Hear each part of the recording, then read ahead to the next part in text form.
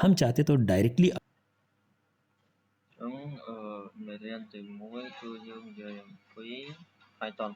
ចាអញ្ចឹងយើងចូលមកវាកូដយើងមកជាធម្មតាយើងចូលមកហើយយើងចុចកន្លែង file ហ្នឹងហើយអូមមកក្រោមរកពាក្យថា open folder អញ្ចឹងកន្លែងនេះយើងអាច select លើត្រៃ C ក៏បាន select លើត្រៃ D ក៏បានអញ្ចឹងក្នុងកុំព្យូទ័រនេះគឺ space តនីច្រើនគឺនៅត្រៃ D អញ្ចឹងយើងនឹងបង្កើត folder មួយនៅក្នុងត្រៃ D ឥឡូវខ្ញុំដាក់នោះ new folder ហើយការ create new folder មួយឈ្មោះថា Python learning អញ្ចឹង and then យើងធ្វើការ select លើ folder ហ្នឹងអញ្ចឹងវានឹង load ចូល folder ហ្នឹងតែយើងនឹងធ្វើការ create file មួយយើងចុច just true ហើយចាំមើលដើម្បីធ្វើឡើងហើយបន្តមកយើងចុចពាក្យថាកន្លែងនេះដើម្បីបង្កើត new file នេះបង្កើត new folder អូខេហើយយើងនឹងចុចលើអានេះ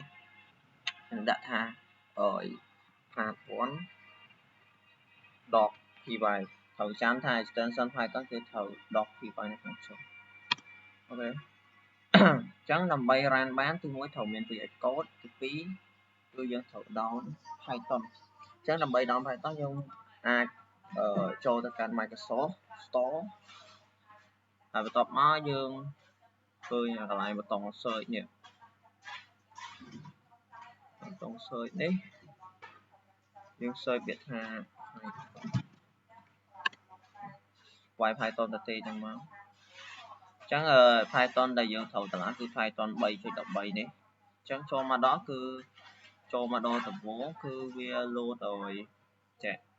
វា load វានឹង load ចាវា load simple get ចាអញ្ចឹងត្រូវចុចកន្លែង get ហ្នឹងដើម្បីធ្វើការ install វាយកវាទៅធ្វើការ download ហើយ install ឲ្យដល់ពេល install ហើយយើងអាចប្រើបានហើយយើងអាច run វាកូដមួយ Python បានអូខេហើយមួយទៀតដល់ពេលដែលយើង install នោះហើយយើងចូលកន្លែង extension នេះយើងវាយ Python មួយទៀតដើម្បីតម្លើង IDE Python មួយរបស់យើងមកក្នុងវាកូដគឺយើងត្រូវតម្លើង Python នេះពេលចូលមកដំបូងយើងចុច install អស់មកហើយ code runner នេះកុំភ្លេច install អូខេពេលចូលមកដំបូងដូចជាវា load extension install ចេះយើងចុច install ទៅដល់ពេលវា success វានឹង load ចេញចេះឃើញទេrunner យើងវាយ code runner ចេញមកចេញហ្នឹងអូខេដូចគ្នាអញ្ចឹងមេរៀនទី1គឺយើងនិយាយអំពី output ឥឡូវយើងនិយាយពី print បន្ទាប់មកវាយវាថា hello this is lesson 1 of Python okay and then យើងធ្វើការ control S save file បន្ទាប់មកយើងចុចឲ្យកន្លែងនេះហើយចុចពាក្យថា run Python file វានឹង load ជា terminal ឲ្យយើងគឺ hello this is lesson 1 of Python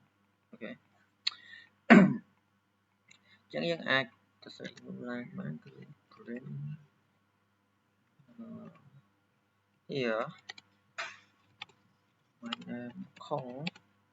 teaching this lesson អូខេអញ្ចឹងយើងធ្វើការ control S and then យើងនឹងធ្វើការ run again here my name Kong teaching this lesson អូខេនេះគឺជា output អញ្ចឹងគឺ step គឺមានតែម្ដងទេនេះគឺជា lesson 1អញ្ចឹងយើងបន្តនៅក្នុង lesson 2